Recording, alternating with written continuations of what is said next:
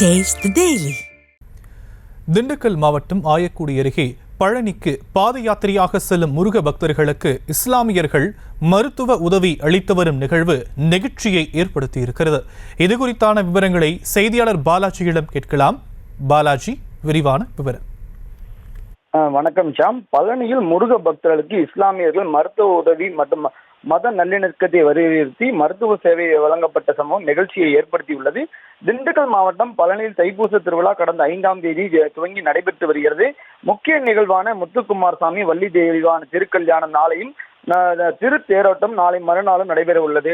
இதன் காரணமாக தமிழகம் முழுவதிலிருந்து பாத யாத்திரையாக முருக பக்தர்கள் வந்த வண்ணம் உள்ளனர்.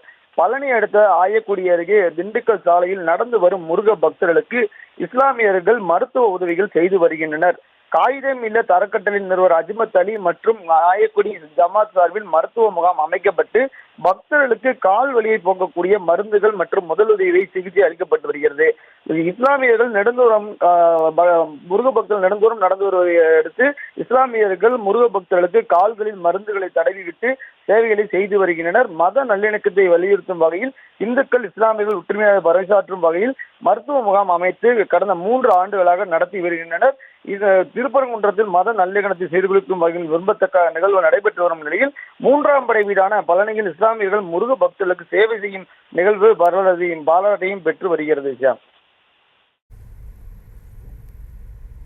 தற்போதைய விவரங்களுக்கு நன்றி பாலாஜி.